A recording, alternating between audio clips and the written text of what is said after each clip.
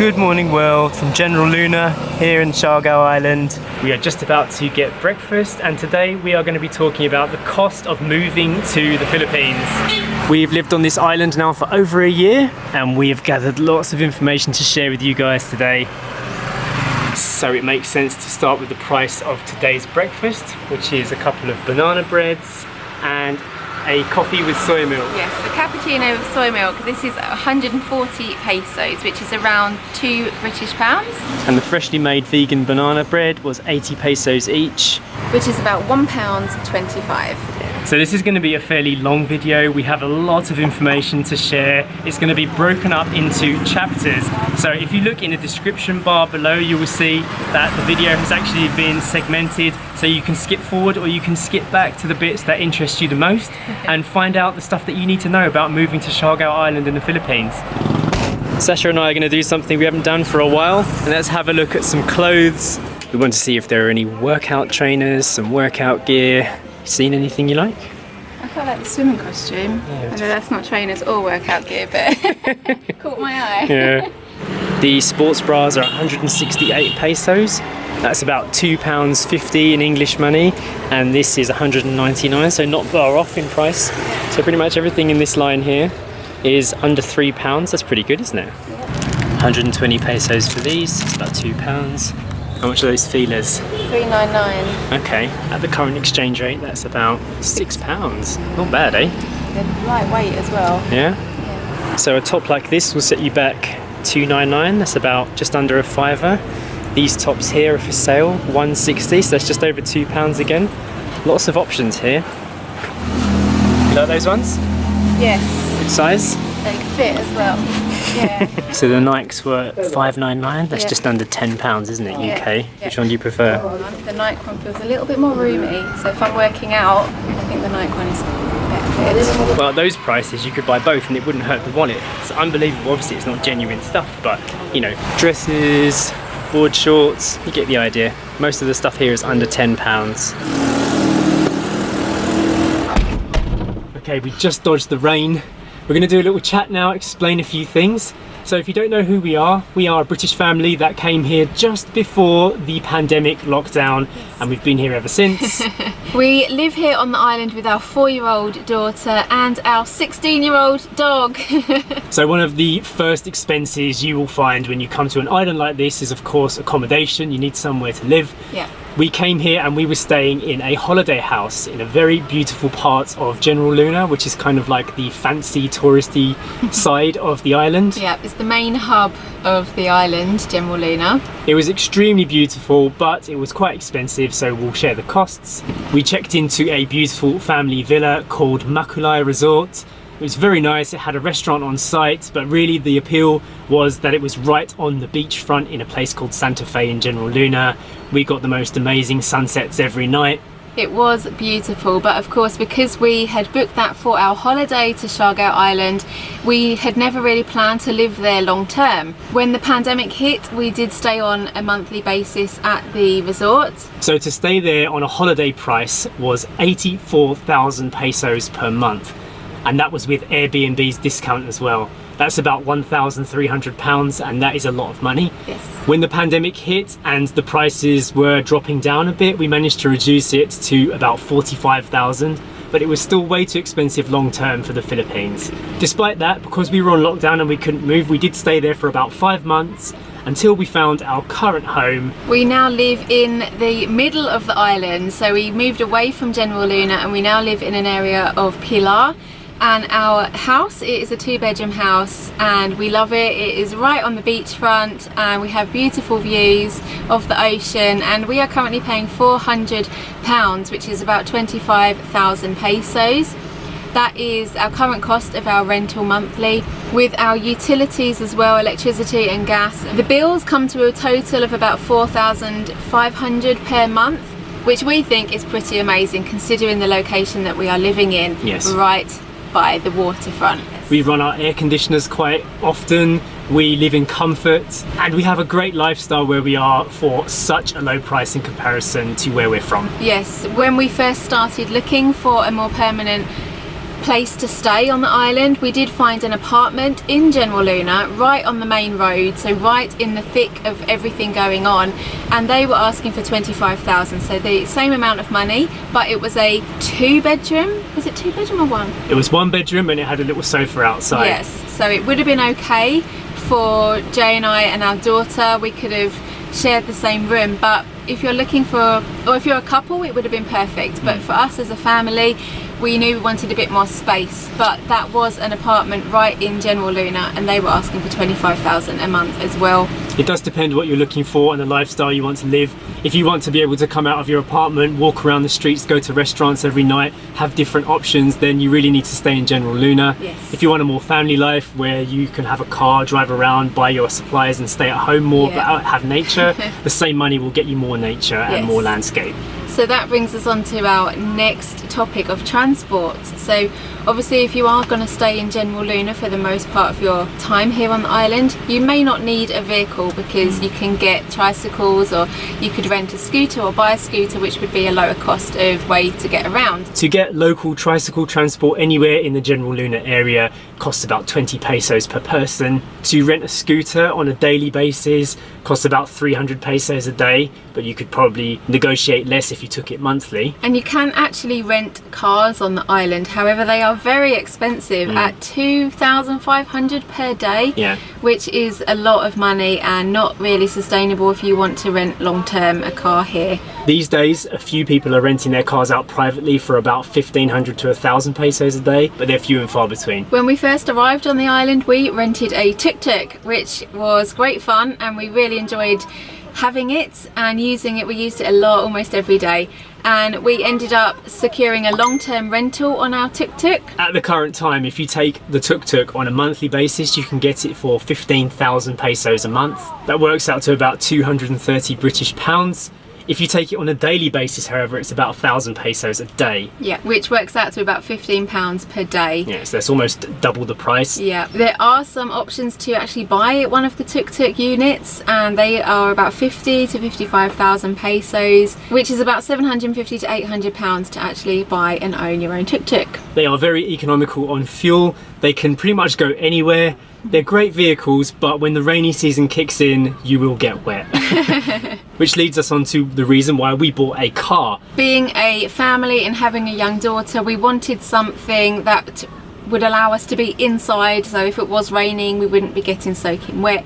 And because of where we now live in the centre of the island, we have to drive long distances, and we bring a lot of supplies back to our house with us when we do go into Jmayel, so we couldn't do our shopping on a motorbike and things like that, so we needed a vehicle with some space. You will probably be shocked to find out that prices of cars here in the Philippines are much higher than they are in the West. If you are planning on moving here, you do have to secure a fairly decent budget to get a good car, so it's worth noting that your prices and options will vary massively if you live in the city of Manila or anywhere versus on islands. For us, we had very little choice as to how many cars were available during the pandemic, but we did find a Toyota Corolla AE92, which is quite an iconic vehicle from the 90s. It's quite popular here in the Philippines, and we paid 80,000 pesos for the car alone. Now, I'm quite experienced with vehicles. I used to work in the trade, and I was confident buying that car because even though it needed some work, I knew we could handle it. But if you're not very confident with mechanics or vehicles in general, you will spend a lot more than that on your car. I'm talking well over 500,000 pesos to 1 million pesos for something a bit newer. Cars seem to hold their value here. Most people I've met in the Philippines have said that we did actually get a really good deal on that car, even though it has had its problems. So it's worth mentioning now that the 80,000 we paid for the car was not the total we've paid in general. We've also spent a lot more on repairs. Parts had to be brought in from off island. Mechanics had to be brought in from off island to do the work. As a quick guesstimate, I think that by the time we've fully finished repairing the car and it is reliable as something newer, we would have spent about 150,000 pesos on that car, which is the going rate for that car in good condition. Which is about £2,300. Yeah. Which for a car in Western standards is still fairly cheap. And if you're not confident with vehicles, get something newer, but bring a budget for it too. Fuel prices on the islands aren't particularly cheap. We pay about 65 pesos per litre for fuel, which is just about £1 each litre. Off the island in the mainland, it can be as low as 45, so there's a big difference in price there. It's about 80p a litre. By UK standards, that's quite cheap, I guess, but by US standards, that is very expensive. So it depends on where you've come from and how economical your vehicle is. One more point of interest while we're on the subject of transportation and vehicles is motorcycles. If anybody's done research on Siargao Island, you've probably seen the classic iconic cafe racer motorbike. I actually bought Sacha one of these for Christmas. It is a fully customized Honda TMX 125. It's in a bit of a state now because the sea air really does damage it, but this type of bike is very desirable on this island, and the total cost for this bike in a state of customization was 60,000 pesos. What I mean by that is it was already a cafe racer when I bought it, and I had some additional customization done, different lights, this new fender on the back, and that extra money cost me about 2,000 pesos. So in total for the bike, the customization, everything, paintwork, it came to about £900, less than 1,000 in total. You can get cheaper bikes as well, but I wanted something a bit newer so it would be a bit more reliable and something that Sacha could use more often. Now the weather is getting better, it's the perfect environment for it.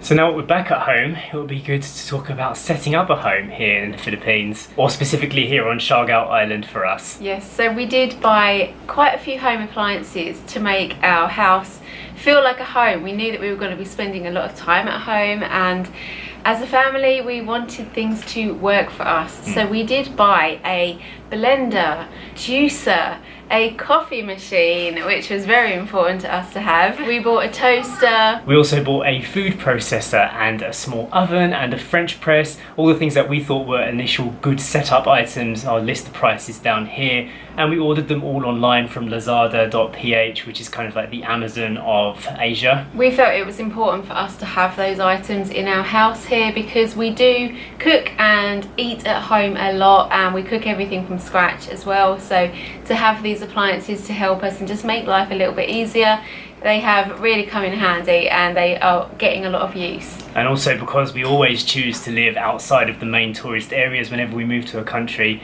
having to drive less distance for things is better. We can do things ourselves a lot more.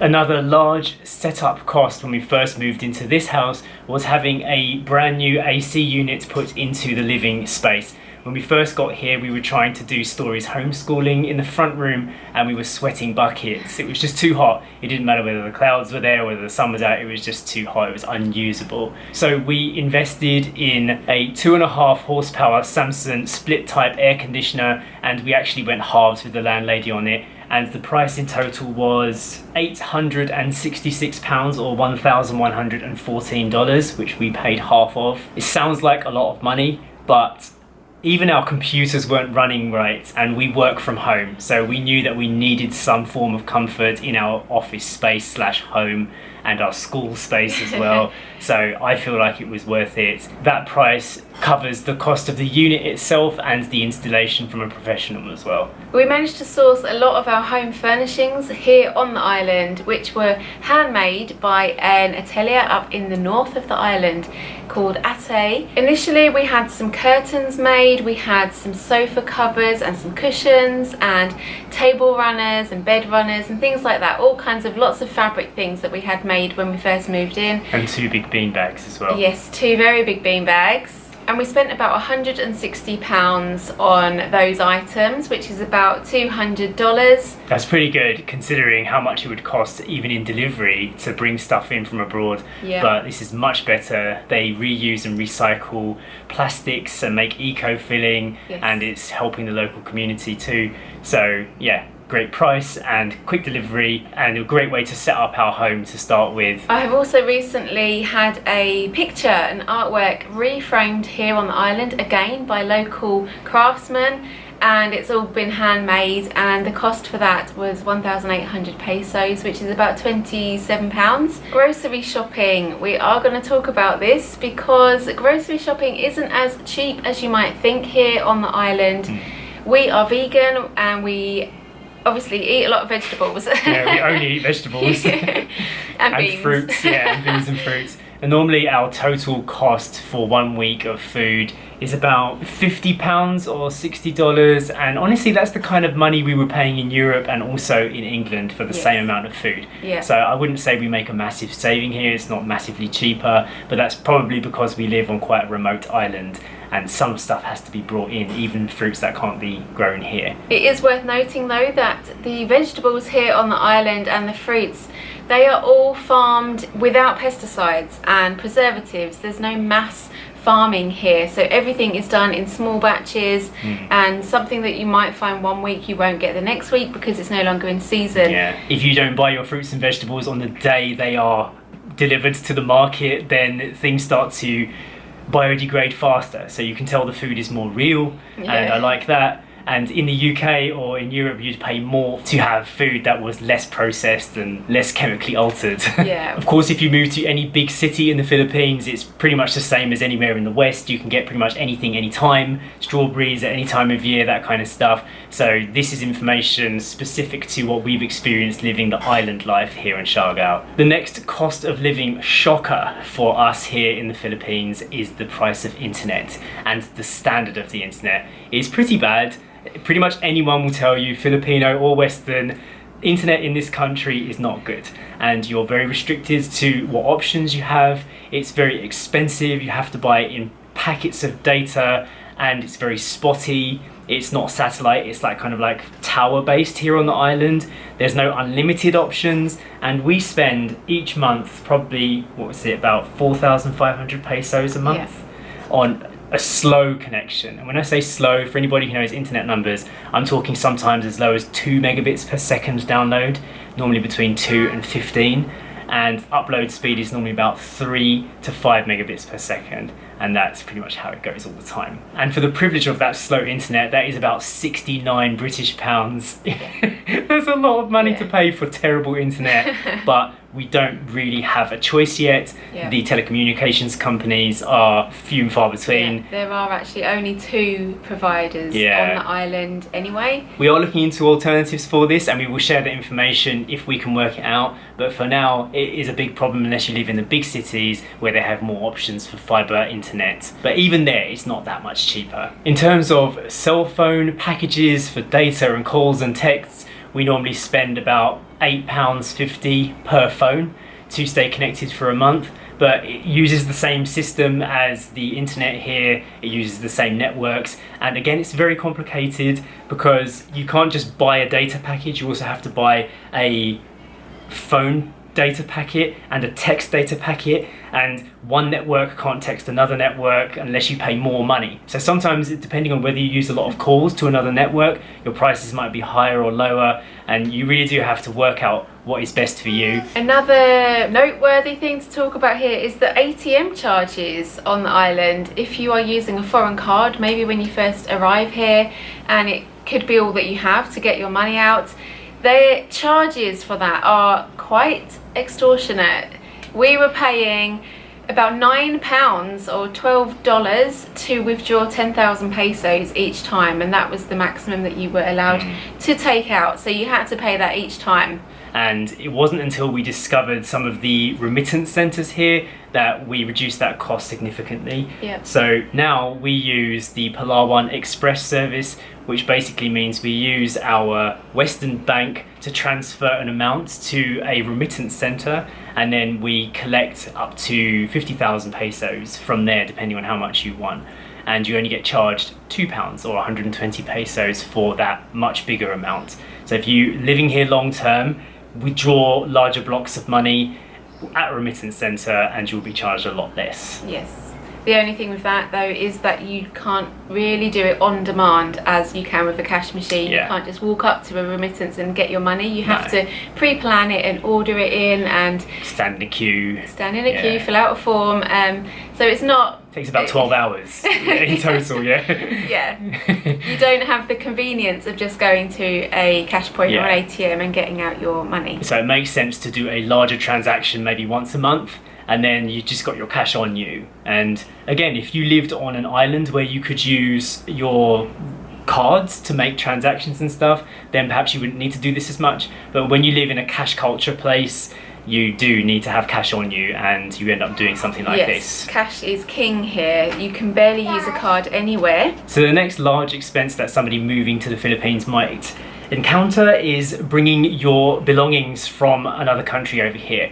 Now here in the Philippines they do something called a balikbayan box, which is a huge container, a huge box full of stuff that you can fill with goodies and there's no weight limit. You're not charged any taxes or import duty to bring the stuff in, but it is done for Filipinos to Filipinos. So we had 5 big boxes shipped from the UK by Story's Lola, who's currently in the UK, and we received it over here and it cost us £650 to have that sent. But that was essentially everything we own in those boxes. No weight limit. So if you think of it in moving terms, the actual moving cost of getting your belongings from one house to another, say. That was UK to the Philippines. We did, however, end up having to pay a little bit more, an extra £100 to have it shipped from the mainland to this island. But that might not be your case if you were living in Manila or somewhere bigger. Yeah, and also if you are in Manila or closer to Manila, you would get the stuff a lot faster because the boxes took about another 3 weeks to actually get to us once they had landed in Manila. So it almost took the same time to get from the UK to Manila as it did to get to us on the island. That's true. Another great service we've discovered since moving to this island is called shippingcart.com. It's kind of like a balikbayan service, but it's done via a website. So we can order stuff from Amazon.com US, Amazon UK, or even Amazon Australia, or anything e-commerce from those countries, consolidate all of our orders into a balikbayan box and have it shipped out here customs and duty free. And it's really good. It's pretty fast for a service, you know, an air service. Maybe 2 weeks we get them on a good time, 3 weeks on a bad time. Yeah, but they are very responsive. So if you do have an issue or a delay, you message them and they're on it straight away to find out where it is, and they check out your tracking and everything for you. So it is a pretty good company. We use them a lot. Yeah, it's door-to-door service, and we've never had any charges extra when they arrive. However, because of that, there's a lot of restricted items you can't send, like you can't send car parts or mobile phones. But if your items are within the brackets of what they can send, then it's just hassle-free. So the rate that we paid was about £7 per pound of weight to be shipped by air, and we sent £44 worth, and so that came to 241 British pounds or 311 US dollars to send that amount of weight of goodies out to us here in the Philippines. And that was by air. You can actually lower the cost very significantly, almost half price. Sometimes if you, less than that. Yeah, if you're willing to wait a bit longer, you can send the stuff by sea, but it does take about 3 months. Yeah, about 3 months to get to you. So if it's something that you don't need pressingly, then by all means go for the cheaper option and have it sent here by sea. It's definitely a great service to know about. Some people that have been living on this island longer than us didn't know about it, and when we told them, they were like, this is what we've been looking for. It's a great solution for your problems. The next most common question about cost of moving to the Philippines is visas and what you do about it. So we are on a tourist visa here in the Philippines. It is around £420 per person per year to stay here, and you're allowed to stay for 3 years in the country without having to leave, and then after that you have to do a quick visa run and come back, and then you can restart the process. So it's very simple. All you have to do is go to an immigration office. So I like that. And the price, when we worked it out versus some of the other countries we've lived in, because you don't have to leave every 3 months or whatever, is actually quite reasonable. And that's for adults or children. There wasn't really much of a discount for Story after the first 6 months. No, everyone pays the same, don't they? In some ways, part of our visa cost was our boat trip from this island over to Siargao, where the immigration office is. It normally cost us about £5.50 each way on the boat. And it is a 2-hour journey to get across to Siargao. In US dollars, that's about $7.25, and that was for a tourist class ticket, which gives you air conditioning and windows to shield you from the splashing. But you can go a little bit cheaper if you pay 50 pesos less for the economy class and you're outside on the boat, which wasn't actually that bad. We did that the first time we took the boat, and it was quite refreshing if you go early in the morning. But when the sun is beating down or if the rain is beating hard, then it's good to go inside for the extra 50. Yes, absolutely. So a last couple of points that we want to talk about is some recreational activities for our daughter that she's been doing since we have lived on on the island. The first one is swimming lessons. Now we signed Story up with a Siargao mermaid and we paid 1,000 pesos per session, and that was for a 2-hour lesson, swimming lesson, one-on-one with the tutor. Story went for 12 weeks with the swimming instructor, and she went from being scared of being splashed to jumping in and swimming by herself. So she is now a swimmer, and that cost to us was about £185 if you work it out as a total. Yeah, and also one great thing about that is it was like having 2 hours of childcare as well, because the tutor was also very, very great with children, so we felt confident to leave her in her care. And if you were to factor in that as well, we managed to get some work done while she had like her lessons with Teacher Chi. So the cost of something like that compared to the West is very reasonable in our opinion. Yeah. Story has also attended some schools since she has been here. She's currently going to an amazing forest school. She goes to the school 3 mornings a week, and the cost is 450 pesos per session. So generally we are currently paying about £85 per month for Story to attend a school here. She absolutely loves it, and there is another school option here as well for Story's age and a bit older, and that was 500 pesos per session. Now if you think about it, these are technically private schools that she's going to, because all of the state schools are currently closed at the moment because of the pandemic. So to be able to send your child to an amazing private school for that price, again, is pretty amazing, especially in the environment that they get to learn in. It's absolutely fantastic. It looks like paradise, and we're extremely happy with those services. From what we know, these alternative education concepts don't exist everywhere in the Philippines, but there are a few main places that do them. And we are really happy that things like that are coming here to the island. So that was a lot of information. It was a longer video than usual. I hope you enjoyed the little chapter system down below. If there was anything that you wanted to skip back to, you can just see what we've talked about and review the costs if you're considering this kind of lifestyle when you can move around again and perhaps want to plan your retirement or early retirement to the Philippines. Just an extra note that yes, we are basing all of this experience on Siargao Island, which is quite unique in the Philippines. Some of the prices are more and some of the options are unique to this island. So I would urge you to have a look down in the comments below and see what people are saying about other options they may have experienced, and if you've got any opinions about the things that we've talked about, please leave them in the comment section below so others can learn from them too. But I hope it helped in some way, and we'll see you in the next vlog. Bye.